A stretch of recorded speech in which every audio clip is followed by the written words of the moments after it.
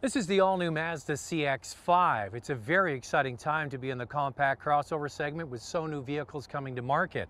This is the very first vehicle from Mazda to have the full suite of Skyactiv technology. The fastest growing sales segment in Canada has been the compact crossover segment. Canadians love these vehicles. They're not too expensive to buy or operate, but they offer the functionality and often all-wheel drive capability that families are looking for. The best seller in Canada for the last number of years has been the Ford Escape, and they have a brand new model coming out. Santa Fe from Hyundai is the second best seller with a brand new model coming out. The third best seller, and probably the closest rival to this, is the all-new 2012 Honda CR-V. And now we have a new entry in the marketplace, the Mazda CX-5. Mazda is very well liked by Canadians, and for them to have a brand new crossover featuring their new Skyactiv technology will definitely get a lot of attention from people looking for a fun-to-drive, good-looking, and well-equipped vehicle. Mazda has a bare-bones GX trim at just under $23,000, and for that you get front-wheel drive only, manual transmission, and if you want to get just Bluetooth, you have to spend an extra $1,400 to get their convenience package. The real volume in this vehicle is going to be the GS trim, and that competes very nicely against vehicles like the Honda CR-V, because in that package you get things like heated seats, Bluetooth connectivity, and a backup camera. And all of those things come standard with the Honda, but it comes at a cheaper price. That vehicle starts around $2,000 less than the GS trim here in the Mazda CX-5. But you also get nicer features on the CX-5 in terms of interior materials. It's got a soft touch dash. It's got the upper panels here on the doors and the sides that are fitted with soft touch materials. You don't get that with the Honda CR-V. It's got the very nice piano finish running through the middle of the dash. I particularly like the readout for the heat controls. It reminds me of, say, a BMW from about 10 years ago. The seats are very comfortable. Higher end trim level, you can get the leather wrapped steering wheel. If you want navigation though, you have to go all the way to the top GT trim. Same for leather seats, which really is a disappointment because a lot of people would like to spend just a little bit more and get navigation. But this vehicle is all about the way it drives. On the styling front, I particularly like what Mazda has done with the CX-5. It looks to me very close to the Mitsubishi RVR. It has that slightly chunky look, especially from the front, the traditional SUV buyers will like. But then when you look with closer detail, you see the steeply raked front windshield that's set back along a long hood, which gives it a car, sedan, or even hatchback silhouette.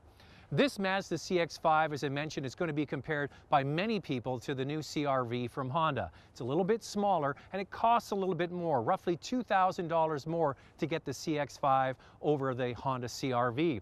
In many ways, the Honda CR-V is the best all-round package when it comes to content and also convenience. That is, until we have a look at the new Escape and also the Santa Fe from Hyundai.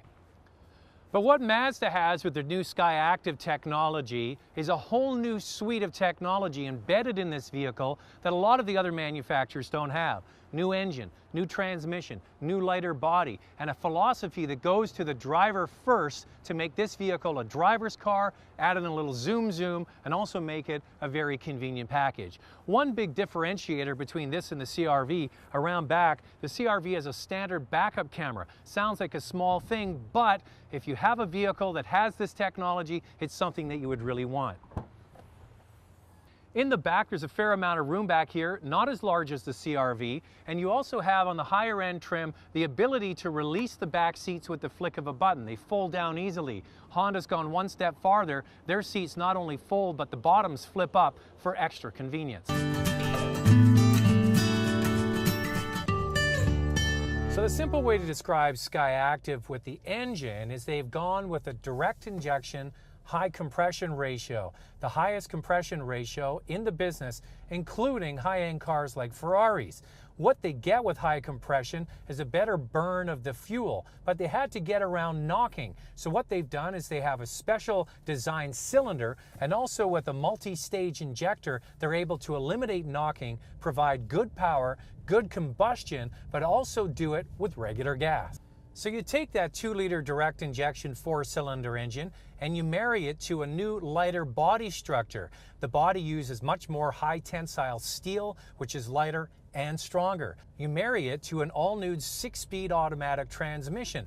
The way Mazda went around building this vehicle is one cohesive unit. They didn't take an existing platform and try to marry it to a new engine. What they did was they built the engine, the transmission, and the body all as one, making the whole thing lighter, more efficient, and providing the driver with great driving dynamics. In fact, the launch of this vehicle was held at their Mazda Raceway Laguna Seca in California, and I had a chance to drive this vehicle as fast as I could around the racetrack. And it really gives you the impression that Mazda is so confident in the handling characteristics of this vehicle that they were able to do that at a racetrack. And I have to say, driving this vehicle with 155 horsepower, it's not the most powerful, but it gives a rewarding experience to the driver, because when you turn the steering wheel in, it does it in a very progressive way that gives good feedback to the driver and lets them know that they're driving a vehicle that is more dynamic and spirited than many crossovers in this segment.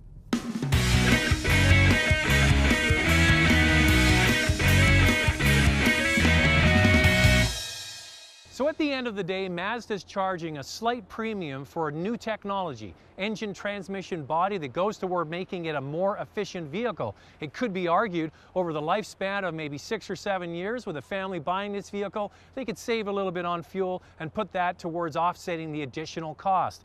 I think that if you're somebody that enjoys driving and likes the engaged spirit feeling that this vehicle provides, it's definitely worth the extra money. If you're just looking for value, that new Honda CR-V is pretty hard to beat.